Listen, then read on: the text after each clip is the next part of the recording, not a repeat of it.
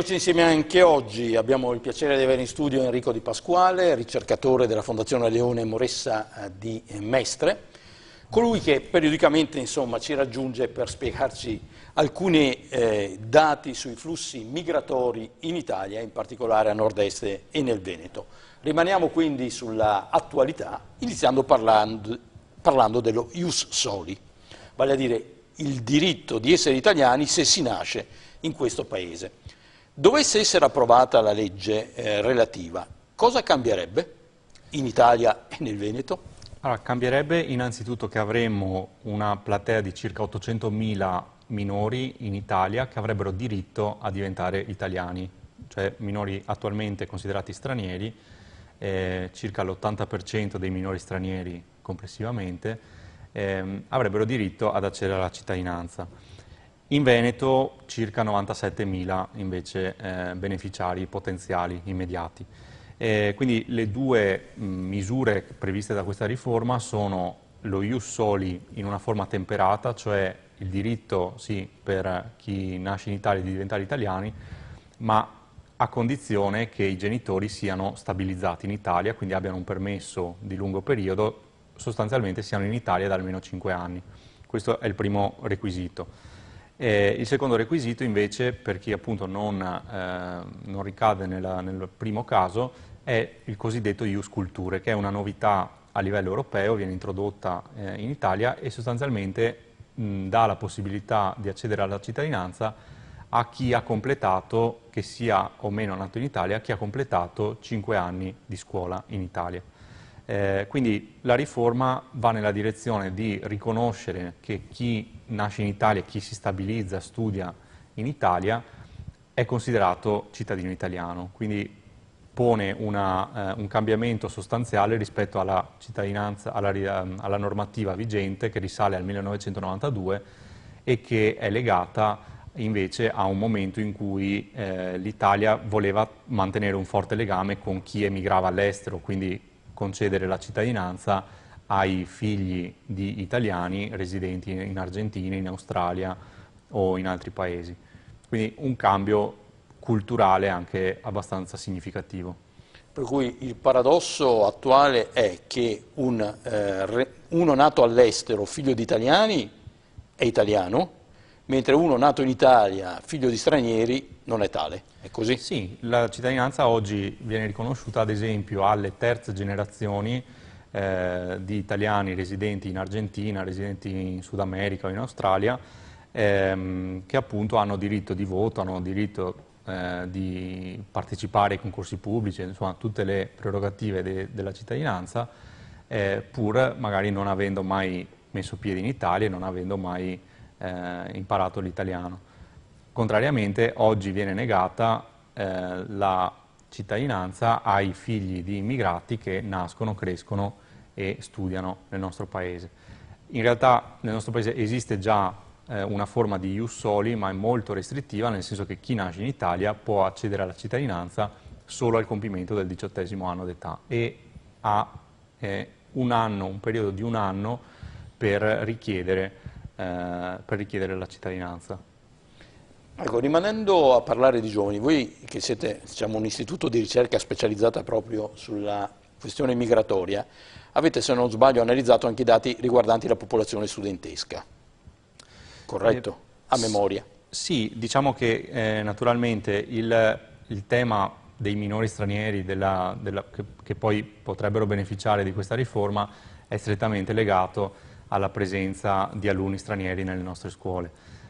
A livello nazionale e anche in Veneto abbiamo una presenza che ormai è molto forte, circa il 10% degli alunni in Italia è straniero, ma bisogna considerare che appunto di questi oltre la metà è nato in Italia, quindi abbiamo una componente che oggi viene considerata straniera ma che in realtà potrebbe diventare italiana con un cambiamento normativo. È sicuramente una questione importante anche nelle scuole, anche a livello amministrativo, sia in Veneto che a livello nazionale, in quanto si tratta di una popolazione con nazionalità molto diverse, con bisogni diversi e anche con esigenze formative diverse, alcuni parlano benissimo l'italiano o anche il dialetto, alcuni invece sono appena arrivati e hanno molte difficoltà nella lingua. Voi state conducendo da anni un lavoro, secondo me, importantissimo di analisi dei flussi migratori, fondamentalmente dicendo, guardate, che la migrazione nel nostro paese non è la immagine mediatica che se ne percepisce, cioè gli sbarchi di profughi o comunque di immigrati dai paesi del terzo mondo, dice c'è una realtà migratoria molto più importante in Italia, che fra l'altro ha un peso specifico importante anche dal punto di vista economico e fiscale.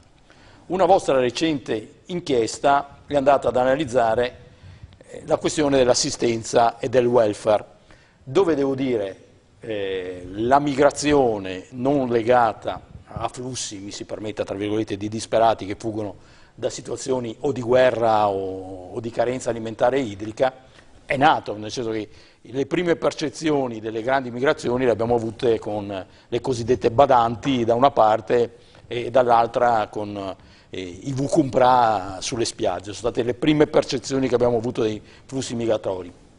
La componente badanti, collaboratrici familiari, è diventata nel corso degli anni, devo dire, una parte importante insomma, del welfare e dell'assistenza sociosanitaria del nostro Paese. Voi avete realizzato, se non vado errato, 4 dossier. Ecco, cosa emerge a questo punto, anche se è facile capire che oggi fare a meno di quella componente migratoria è praticamente impossibile? Sì, volevo fare un passo indietro, appunto riprendendo un po' la storia della fondazione, nel senso che nasce nel 2002 da un'iniziativa della CGIA di Mestre, l'Associazione degli Artigiani, proprio con l'idea di studiare quella componente immigrata che ha un ruolo fondamentale nella nostra economia in Veneto e a livello nazionale. In qualche maniera siete stati travolti anche voi dai flussi migratori.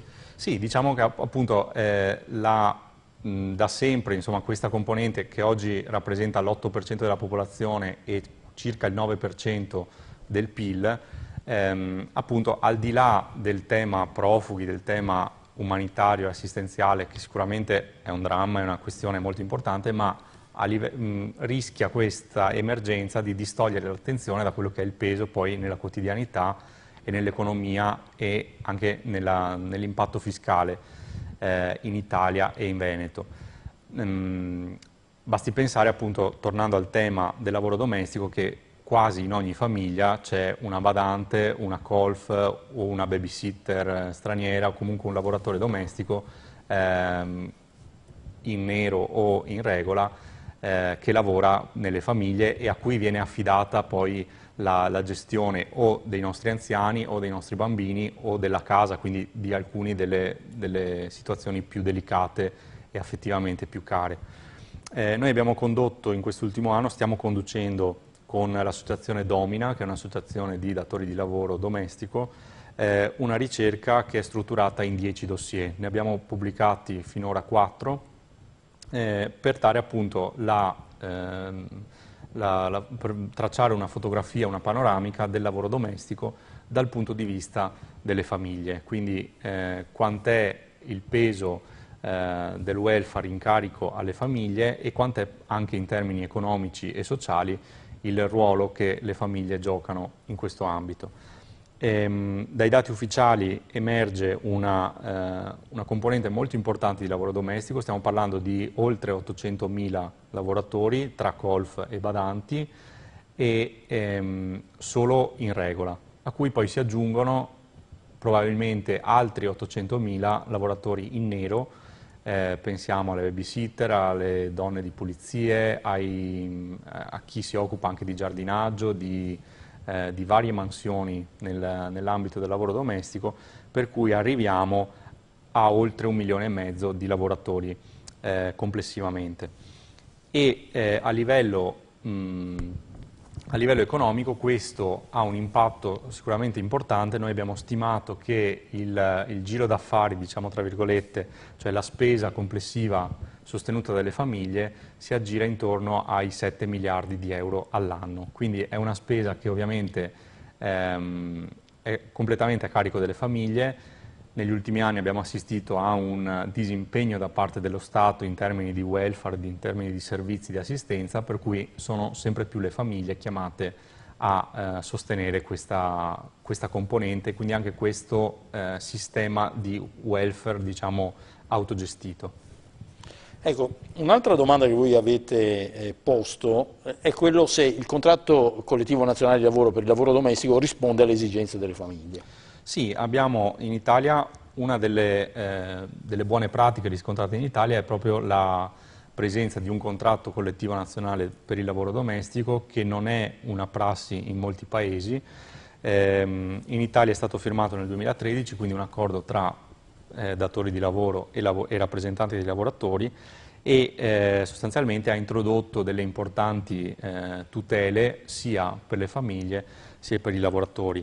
Solo per fare un esempio, ha introdotto la possibilità per le famiglie di assumere un lavoratore in sostituzione del lavoratore titolare, ad esempio quando questo si prende il permesso il sabato o la domenica, o quando questo va in ferie. Questa era una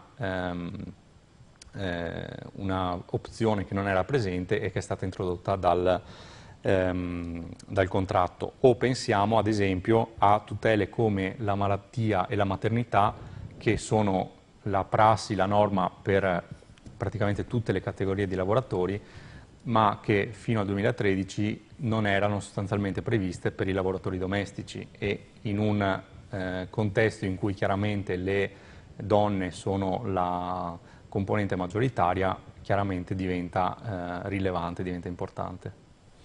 Grazie, per ora mi fermo qua. Grazie a Enrico Di Pasquale, ricercatore della Fondazione Leone Moressa. Colgo sempre dal loro dossier un ultimo dato che mi pare interessante. In Italia il lavoro domestico, rispetto alle strutture assistenziali, occupa circa il 3,5% degli occupati. La media europea è l'1%.